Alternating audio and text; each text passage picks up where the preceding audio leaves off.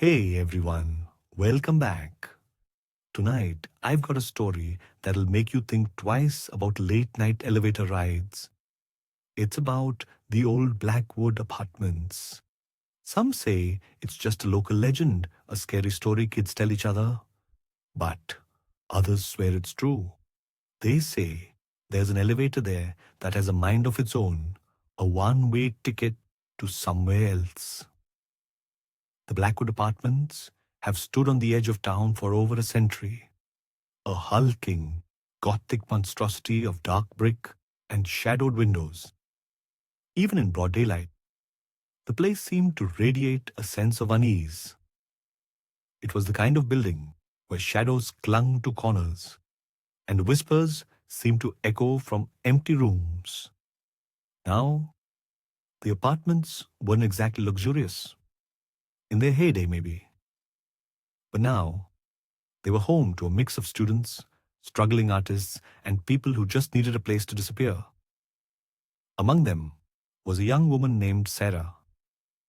She was a student, bright, practical, and not one for ghost stories. Sarah had just moved into Blackwood, Unit 402, and was working nights at the library to make ends meet. It all started subtly, flickering lights, drafts in her apartment, the usual old building quirks. But then, it was the elevator. The building had only one, a rickety old thing with a mind of its own. More often than not, it would take forever to arrive, and you'd swear you could hear the cables groaning in protest with every floor. One night, Sarah was coming home late from work. The library had been unusually busy, and she was exhausted. All she wanted was to collapse into bed. She stepped into the elevator, pressed the button for the fourth floor, and leaned back against the worn velvet padding. The elevator lurched into motion, creaking and groaning as it slowly ascended. Sarah closed her eyes, willing herself to relax. But then, the elevator stopped. Not at her floor. It stopped on the fifth floor. Now, the Blackwood apartments only had 4 floors. Sarah frowned, thinking it must be a malfunction. She pressed the button for the fourth floor again, but nothing happened. The doors remained stubbornly shut. She tried the emergency button, but no sound.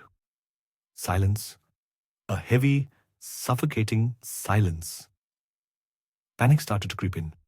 Sarah pressed every button, frantically trying to get the elevator moving, but nothing worked. It was as if the elevator was frozen, locked in place on a floor that shouldn't exist. Then she heard it. A faint, scratching sound, like nails on metal coming from behind the elevator walls. It was slow, deliberate, and sent shivers down her spine. Sarah held her breath, her heart pounding in her chest. The scratching grew louder, closer. She could feel the cold sweat trickling down her back. Then, a voice, a whisper, so faint she almost thought she imagined it. "Come. Play." The voice was raspy, childlike, but laced with an undercurrent of pure malice. Sarah recoiled, pressing herself against the back of the elevator. She squeezed her eyes shut, willing it all to stop, praying for the elevator to move. And then, just as suddenly as it started, the scratching stopped. The voice was gone. The silence returned, heavier than before. After what felt like an eternity, the elevator doors creaked open. Sarah didn't hesitate. She bolted out of the elevator, not even bothering to look at what was on the other side. She just ran as fast as she could, back to her apartment. She slammed the door shut, locked it, and leaned against it, gasping for breath. She didn't sleep that night. Every creak of the building, every rustle of leaves outside her window, sent her heart racing. The next morning, Sarah tried to convince herself it was all a bad dream, a product of exhaustion and an overactive imagination. But she couldn't shake the feeling of dread. the memory of that voice. She decided to talk to the building manager, a grumpy old man named Mr. Abernathy. When she told him about the elevator stopping on the 5th floor, his face paled. "The 5th floor," he croaked, his voice trembling. "You saw the 5th floor?" Sarah nodded, confused by his reaction. Mr. Abernathy told her a story that had been whispered among the residents of Blackwood for years. Years ago, a young girl had lived in the building with her family. She was a lonely child, and she loved to play in the elevator.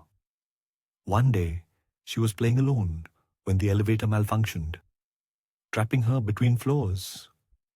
No one heard her cries for help. She died there, alone and terrified. They say her spirit still haunts the elevator, forever trapped between worlds, and they say that sometimes the elevator will take you to the 5th floor to be with her. Mr. Abernathy warned Sarah to avoid the elevator at all costs, especially at night. He said that once the elevator takes you to the 5th floor, you're never quite the same. Sarah tried to heed his warning, but it was difficult. The stairs were steep and winding, and after a long night at the library, the elevator was just so convenient. One night, weeks later, Sarah found herself standing in front of the elevator again. She was exhausted, her feet ached, and the thought of climbing 4 flights of stairs was unbearable. She told herself it was just a one-time thing, that she would be fine. She stepped into the elevator, pressed the button for the 4th floor, and held her breath. The elevator lurched into motion. This time, it didn't even make it to her floor. It went straight to the 5th floor. The doors opened. Sarah stood frozen, staring into the darkness beyond. This time, she could see it. A long, dimly lit hallway stretched out before her. The air was thick with the smell of dust and decay. And at the end of the hallway, she saw a figure, a small girl, standing in the shadows, beckoning her forward. "Come, play," the girl whispered, her voice laced with innocent invitation and something far more sinister. Sarah knew, with a certainty that chilled her to the bone, that if she stepped out of that elevator, she would never return. She slammed the button for the 1st floor again and again, her heart pounding in her chest. The doors remained open, the girl still beckoning. Finally, after what felt like an eternity, the elevator doors began to close. Sarah didn't wait. As soon as the doors were fully shut, she pressed the button for the 1st floor and held on for dear life. The elevator descended, slowly, agonizingly, slowly. When the doors finally opened on the 1st floor, Sarah ran out of the building and never looked back. She left everything behind, her apartment, her belongings, her job. She just needed to escape, to get as far away from the Blackwood apartments as possible. To this day, Sarah refuses to talk about what happened that night. But those who know her say that she's never been the same.